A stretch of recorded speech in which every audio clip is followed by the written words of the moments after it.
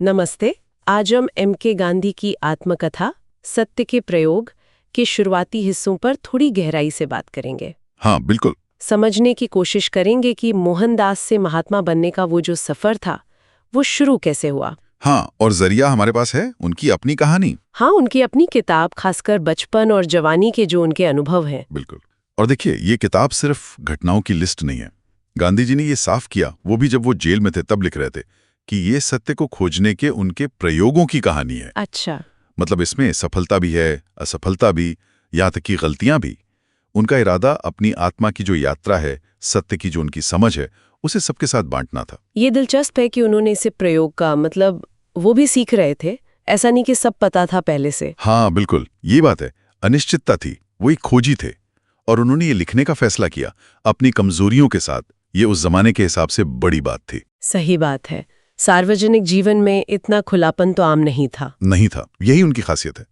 वो मानते थे कि सच की तलाश में अपनी गलतियों को मानना, उनसे सीखना ये जरूरी है, और उन्हें लगा कि उनके अनुभव शायद दूसरों के काम आए।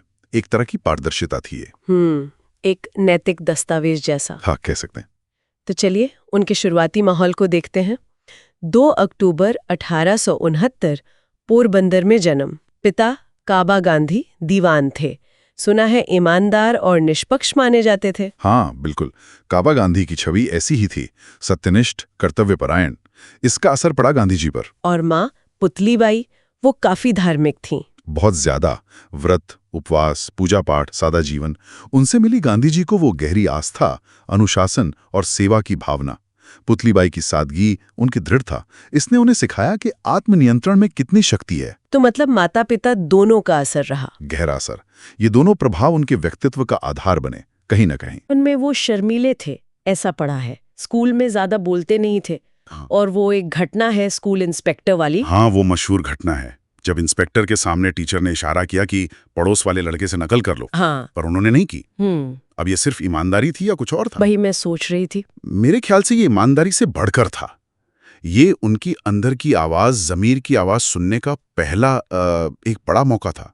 उन्हें गलत जवाब देने का डर नहीं था, डर था खुद से बेईमानी करने का। अच्छा। तो यहीं हम सत्य के प्रयोग की वो पहली झलक देखते हैं। बाहरी दबाव के आगे अपने सिद्धांत पर टिके रहना।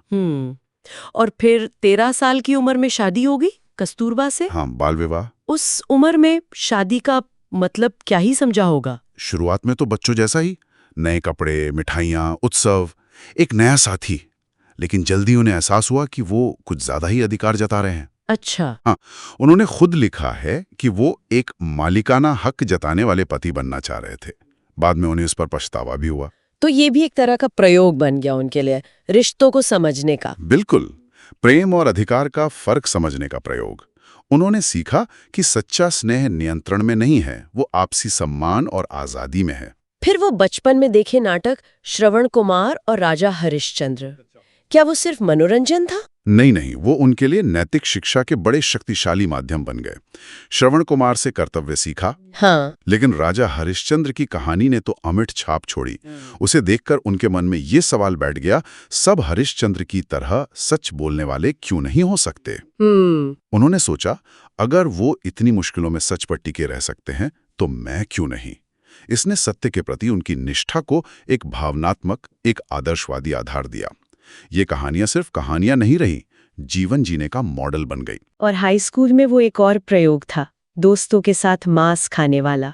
हाँ, वो भी एक दिलचस्प किस्सा है। दोस्तों ने समझाया कि अंग्रेज इसलिए ताकतवर हैं क्योंकि वो मांस खाते हैं। अच्छा। तो उन्होंने छिपकर कोशिश की, लेकिन ये उनके लिए बड़ा नैतिक संकट बन गया। मांस खाने से ज्यादा तकलीफ उन्हें हुई माता पिता से झूठ बोलने पर, छिपाने पर। अपराध बोध इतना ज्यादा था कि सो नहीं पाते थे। उन्होंने लिखा भी है, मांस खाने का उतना दुख ना था जितना झूठ बोलने का। तो ये प्रयोग असफल रहा। असफल रहा, लेकिन इसने एक बड़ा सबक सिखाया कि बाहरी ताकत के लिए अपने अंदर के सच, अपने नैतिक मूल्यों से समझौता करना बहुत पीड़ादायक है।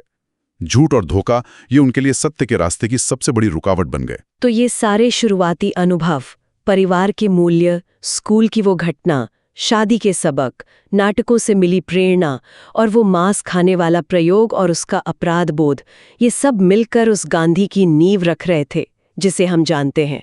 बिल्कुल, ये सिर्फ घटनाएं नहीं थीं, ये उनके चरित्र और दर्शन के, कह सकते हैं, बिल्डिंग ब्लॉक्स थे।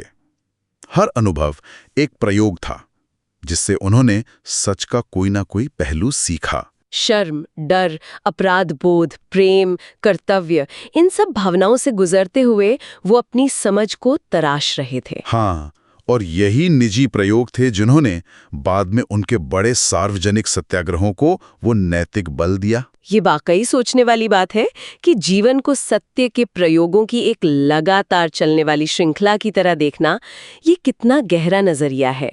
और ये सवाल भी उठता है कि ये जो शुरुआती व्यक्तिगत संघर्ष थे जो जीते थीं, उन्होंने उनके बाद के राष्ट्रव्यापी आंदोलनों को नेतृत्व देने की क्षमता को कैसे आकार दिया होगा। हाँ, शायद इसी अंदरूनी यात्रा ने उन्हें बाहरी चुनौतियों का सामना करने की वो असाधारण शक्ति दी।